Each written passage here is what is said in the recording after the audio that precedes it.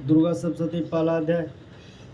मार्कंडेय जी ने कहा, मैं सूर्यपुत्र सावर्णी मनु 8 मनुओं में से एक मनु के उत्पन्न होने की कथा को सविस्तार वर्णन करता हूँ, उसे तुम ध्यान देकर श्रवण करो। भगवती महामाया की कृपा से सूर्यपुत्र सावर्णी जिस प्रकार मनवंतर की अधिष्ठाता हुए, मैं उसी घटना का वर्णन करता हूँ। प्राचीन काल में स्वारोचिस नामक मनवंतर में सुरथ नाम के विख्यात एक बहुत ही प्रतापी राजा हुए थे। जैसे चैत्र वंशोत्पन्न उस सूरत राजा का सारे भूमंडल पर एक छत्र राज्य था। वे प्रजाओं का पालन अपनी संतान के समान किया करते थे।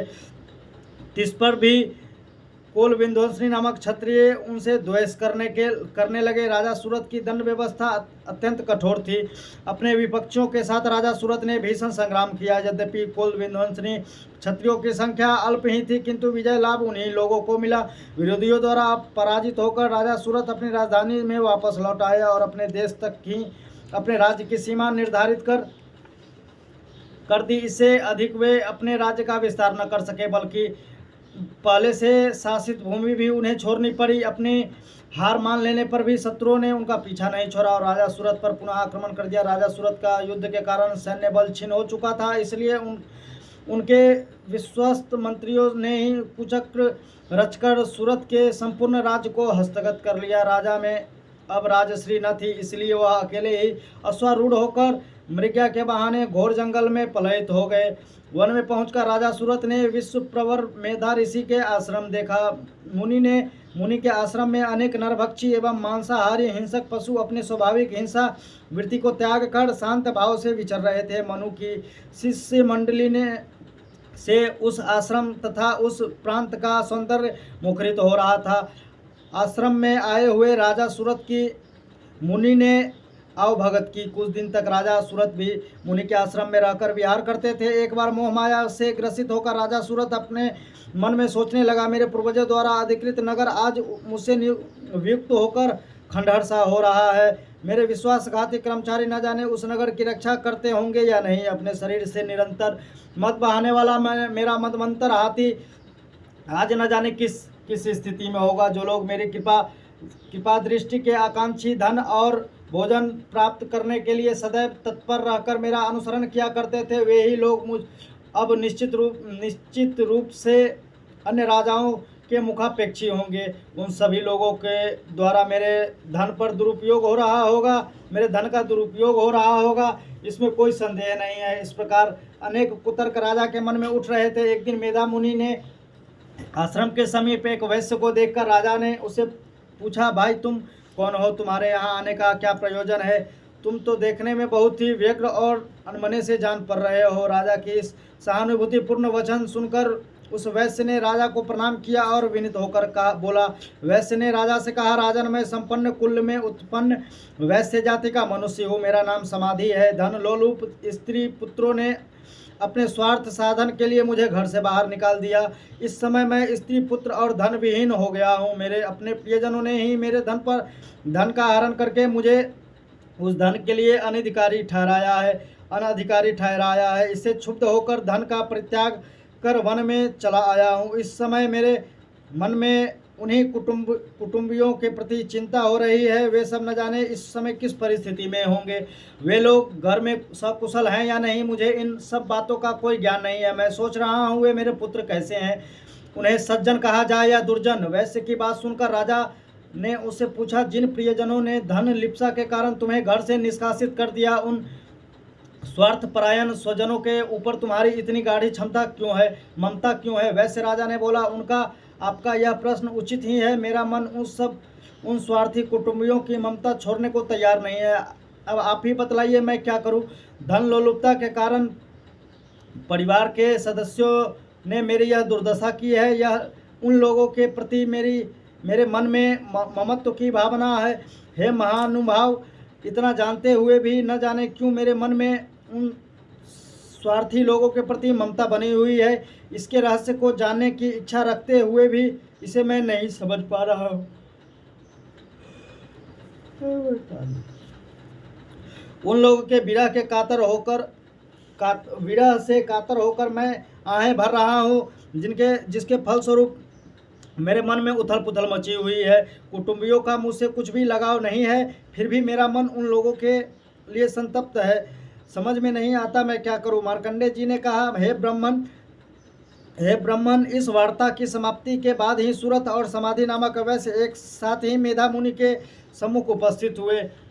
मुनि के प्रति सम्मान प्रदर्शन करके वे दोनों वहीं बैठ गए। इसके बाद राजा सूरत और वैश्य में परस्पर कुछ बातचीत होने लगी। राजा ने कहा, भगवान, मैं आपसे एक निवेदन करना चाहता हूँ, कृपया आप मुझे बतलाइए। मेरा मन स्ववश न रहने के कारण बहुत ही क्लेशित है। जिस राजभोग के सुख से मैं वंचित कर दिया गया हूँ, उसी को पुनः हस्तगत करने के लिए मेरे मन में आकांक्षा बनी हुई है। हे मुनि श्रेष्ठ, मैं इन बात को जानता हूँ कि अब मेरा राज्य का पर कोई प्रभुत्व नहीं रह गया है, उस पर किसी अन्य का शासन हो गया है। फिर भी अपनी अज्ञानतावश में उसी के मोह में पड़ा हूँ। इन सब बातों में क्या भेद है, मैं कुछ भी नहीं समझ पा रहा हूँ। यह वैश्य भी मेरे ही समान अपने पुत्र, स्त्री और सेवकों द्वारा त्यक्त है।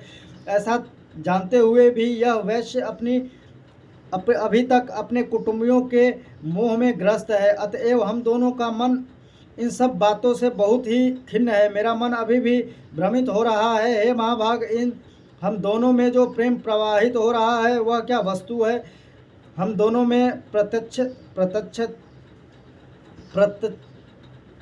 प्रत्यक्षत्या अज्ञान के लक्षण दृष्टिगत हो रहे हैं। राजा की बात सुनकर ऋषि ने कहा, हे महाभाग, समस्त प्राणियों में विषय मार्ग का ज्ञान विद्यमान रहता है। इसी प्रकार सभी जीवों के विषय भी भिन्न भिन्न होते हैं। उदाहरण स्वरूप कुछ प्राणियों में दिवांधता बनी रहती है, परंतु उनके विपरीत कुछ जीव ऐसे भी होते हैं जिन्हें नाताग्धता होती है। इनके विपरीत कुछ ऐसे जीव भी होते हैं जो दिन रात में समान रूप से देखने में सक्षम हैं।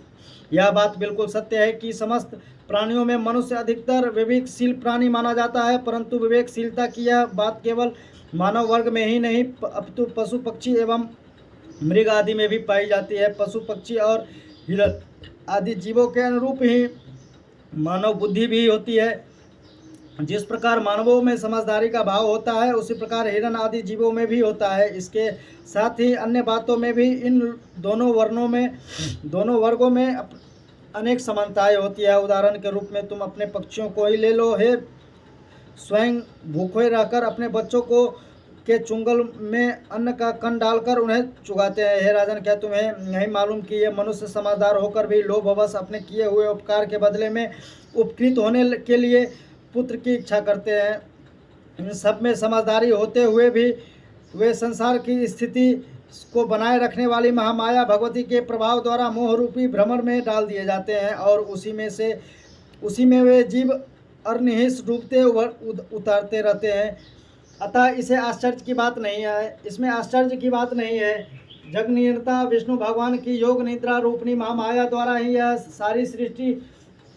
सारी सृष्टि अछात्र हो रही है। महामाया ज्ञानियों के चित्त में को ही बलपूर्वक खींचकर मोह सागर में डालकर मोहग्रस्त कर देती है।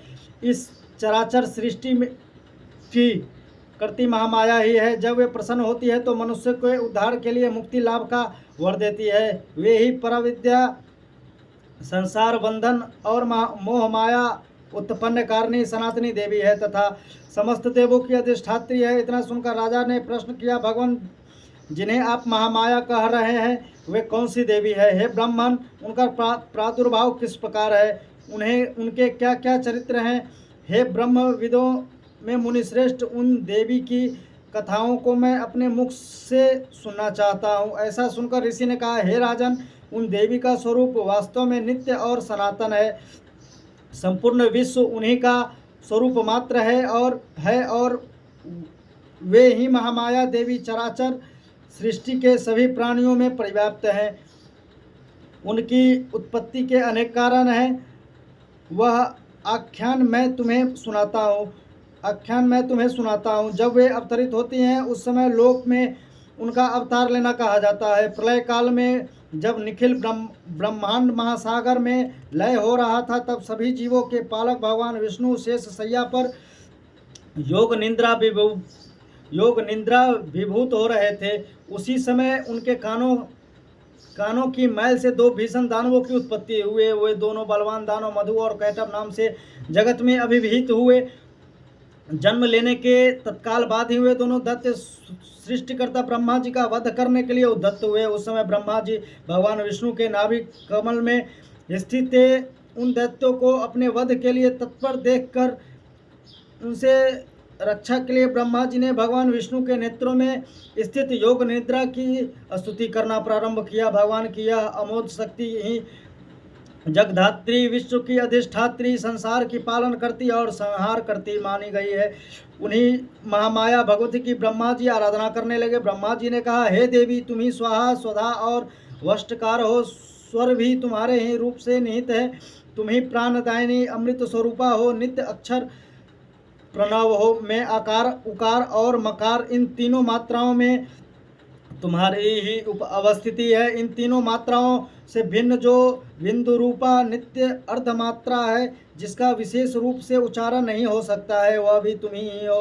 हे देवी, तुम ही संध्या, सावित्री तथा परम जननी स्वरूपा हो। तुम्हारे पर ही निखिल ब्रह्मांड आधारित है। तुम्हारे द्वारा ही सृष्टि की रचना होती है। तुम ही एकमात्र पालिका और संहारिका हो। सृष्टि की उत्पत्ति में तुम सृष्टि रूपा पालन काल में स्थिति स्वरूपनी तथा प्रलय काल में संहार स्वरूपनी हो। तुम ही महाविद्या, महामाया, महामेधा, स्मृति, महामोह रूपा महादेवी और महासुंदरी हो। तुम ही भयंकर कालरात्रि, महारात्रि और मोहरात्रि हो। तुम ही श्री, ईश्वरी, हिंग और बुद्ध रूपा बुद्धि हो, बोध रूपा बुद्धि हो। लज्जा, पुष्टि, तुष्टि, शांति और क्षमा भी तुम ही हो। तुम ही खरक धारणी, शूल धारणी, घोर रूपा, गदा, चक्र, शंख और धनुष धारणी भी हो। वान, भुसुंडी, परिधि इत्यादि तुम्हारे अस्त्र है। तुम सौम्य और सौम्यंतर हो। इतना ही नहीं, बल्कि सृष्टि में जितनी सौम्य तथा सुंदर वस्तुएं हैं, उन सबसे अधिक तुम्हारा ही सौंदर्य है।